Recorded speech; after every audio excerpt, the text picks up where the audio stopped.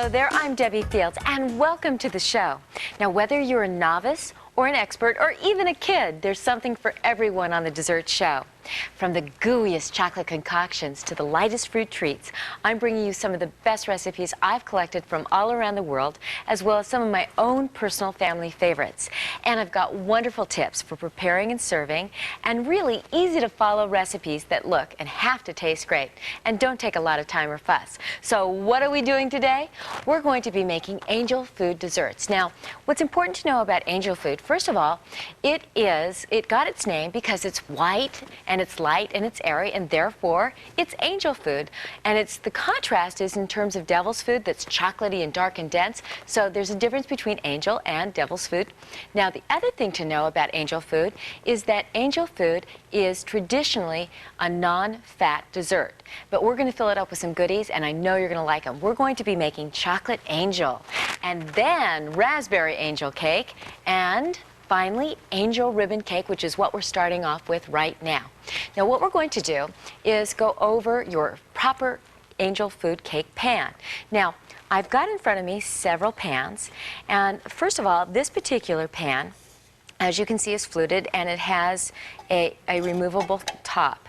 Now, keep in mind that if you're an angel food maker, you generally don't want to mix your angel food pan with any other. And the reason is, if you add oils to your pan, it makes it harder for your angel food to crawl up the side, and that's what gives it its lightness and its airiness. So you really want to keep your own dedicated angel food pan so that you have a really light, airy cake that always turns out. Now, keep in mind that the way you cool your angel food cake so that it has its volume and it has its lightness and its airiness is once it comes out of the oven, you'll turn it over, and this one has legs. And so with its legs, it will then cool, and then when it's time to come out, it will automatically release, and then you will lift it up, and it will be easy to remove. Now, I also wanted to show you that here we have a darker angel food pan, and be aware that when you're using something that's dark, and I always say that this is true of cookies as well, but dark pans have a tendency to retain the heat, and as a result, your angel food cake may actually get darker. So when you're using a darker pan, keep an eye on it in the oven because it'll have a tendency to bake faster and get more golden. Once again, though, you want to, of course, invert it to cool. Now, if your pan is missing legs, or if you got one without legs, it is recommended that you cool it by using the neck of a bottle. So after it comes out of the oven, you'll turn it over and place it on a bottle neck. Let it cool, and when it's ready to release, you'll just lift, and the cake will stay there, and it will be cool and wonderful. Okay, now what are the ingredients that we need to make this wonderful dessert? Well, first of all, the angel ribbon cake will consist of ½ cup of orange marmalade, 2 tablespoons plus 2 teaspoons of amaretto, ½ cup of strawberry preserves, angel food cake, and ¼ cup of semi-sweet chocolate. As you can see, it's a very simple recipe. Now, what I have in front of me is, of course, the angel food cake. Now, this is something that you can actually make or you can purchase. Now, I actually recommend that you purchase your angel food cake because I have found that the store-bought version and my version at home are basically the same. Now, and you don't have to go through the time of actually making it. Now, if you want to make it, that's wonderful, but it's just as easy to buy it in the supermarket for similar taste. Now, what you're going to do is you're going to slice your angel food cake into 2 slices. So you're going to come over to the side, and you want to be gentle, and you want to use the proper knife, one that allows you to slice through it without crushing it. So we're going to go ahead and slice it, and being very gentle. Now, I have to tell you, I always had my angel food cake. My mom made angel food cake with fresh strawberries and whipping cream every May because that was my sister's birthday, and that's kind of how I became very partial to angel food cake. I love it when you just take fresh strawberries and then place that on top with the juice, and then you would add whipping cream to it. It's really good. Okay, then as I'm coming back and slicing it, and I'm taking my time because I really want to make sure that I don't crush it, and I'm being very gentle here. At this point, I've got my layers. And we're going to then take the layers and put them back together again, and at this point we're going to get ready to add all of our ingredients. Okay, the ingredients. What we have here is the orange marmalade, and to that I'm going to add amaretto. Now if you do not want to use the amaretto, you can actually substitute with almond extract. So you can use almond extract as a substitute, and then you're going to place that inside and you're going to mix this all up. Then over here you're going to add to your strawberry preserves the amaretto, or of course the almond extract, and then you're going to mix it up. Now you're going to take and you're going to blend your strawberry preserves, and then you're going to blend your orange marmalade. And if you are not fond of orange marmalade, you know, you can substitute any of your favorite jams. Okay, here we go. What we're going to do is we're going to take our strawberry preserves and our orange marmalade, and what we're going to do is we're going to separate the first layer, and I'm going to place my orange marmalade on the very bottom. Now what happens with the sponge cake is the sponge cake begins to absorb, because it's light and it's airy, it's going to absorb all of the moisture. So we're going to go ahead and place that, and then at this point you're going to place the second layer on top. And you can imagine what we're going to put on the second layer. You're right, it's the strawberry preserves. Now, just to make sure, you just pull it, cut it and make sure that it's all separated.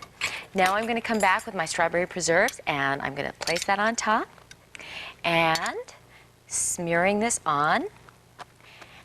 And at this point, we're going to take and add to the top. Okay, now you're going to get some food wrap, and you're going to cover it up and you're going to chill it in the refrigerator. You want to chill it for at least 4 hours. The reason is it becomes dense and it absorbs all of the flavors from the orange marmalade and the strawberry preserves. Then you're going to take it out and you are going to see how it looks like this after it's had a chance to chill. Doesn't that look really pretty? And then, of course, you can have it like this. You can serve it with non-dairy topping, in terms of if you're focused on keeping as a low-fat dessert as possible. Or if you have any chocolate that you haven't eaten around the house, you can put it into a container like this and just drizzle on, which is always nice. Or you can take chocolate and melt it.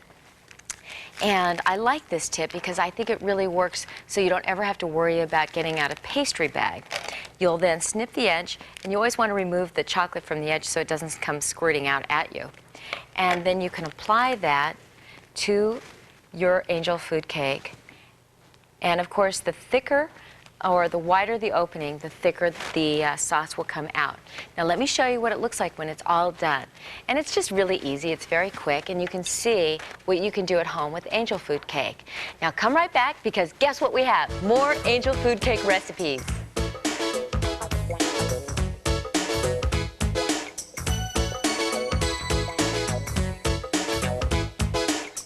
Cake, and then we've got this wonderful raspberry sauce that goes on top of it, and it's really light. Okay, now in terms of making your angel food cake, something that's important to know. Now here's your angel food cake pan, and one way you want to be very careful, because one of the reasons why angel food cake is so light and airy is because we pump all of this air into it with the egg whites. Now you never want to tap it. You want to be very gentle when you put it down, and you want to run a knife through it very gently to remove any excess gases, and that will keep any big holes from getting into your angel food cake. Also, in looking at all the pans that I have in front of me, I wanted to show you. Now, this is a bundt pan. This is great for making dense, moist cakes. And therefore, if you try to use your bundt pan, it may not work as effectively and may not rise and become as airy as you'd like. Also, if you are going to use a loaf pan, I recommend that you always use metal as opposed to glass. And the reason is because glass conducts heat so much differently than metal that it has a hard time kind of climbing up the sides. And of course, this is a two pan, and once again, this is not as effective as just using an angel food pan to start with. Now here's the recipe, here's the ingredients that you need for this wonderful recipe. First of all, you're going to need 10 egg whites, 1½ teaspoons of cream of tartar, 1/4 teaspoon of salt, 1½ teaspoons of vanilla extract, 1/2 teaspoon of almond extract, 1¼ cup of sugar, 1 cup of cake flour, and 1 cup of raspberries. The raspberry sauce has 2 cups of raspberries, a half a cup of powdered sugar, 1 tablespoon of fresh lemon juice, and a 1/4 cup of amaretto. And what we're going to do is we're going to start with beating our egg whites. Okay, here we go. Egg whites. To our egg whites, we're going to beat, beat, beat, okay? And then we're going to add our cream of tartar.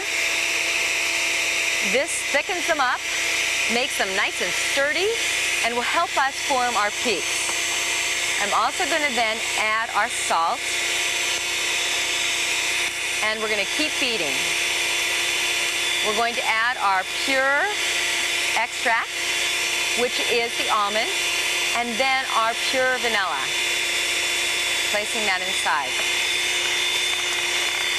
Okay, we're going to beat, beat, beat, beat, beat, and you can see it's becoming fluffy and it's growing, and basically when you're making angel food, just be prepared to be here, because you're here to make it go light and airy.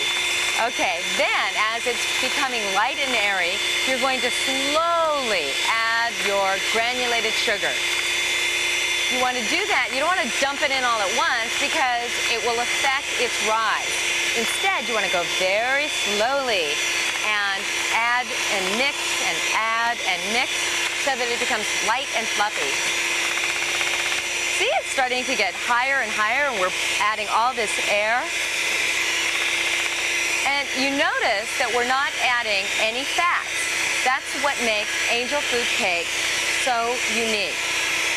Okay, we're going to beat, beat, beat, mix, mix, mix, and then we will form really stiff peaks. Now this is what it looks like when it's finally done. Let me show it to you. This is what it's going to look like when it's done. And we're going to then take, see how nice and firm it is? This is what's going to happen at home when you make your angel food cake. And then to that, we're going to add our cake flour and our raspberries, but we're going to fold this in very gently.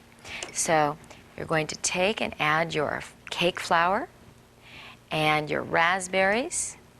And part of the reason why we add our raspberries and the flour at the same time is because it gets the raspberries, instead of them all falling to the bottom, it will get them to be beautifully dispersed throughout the cake.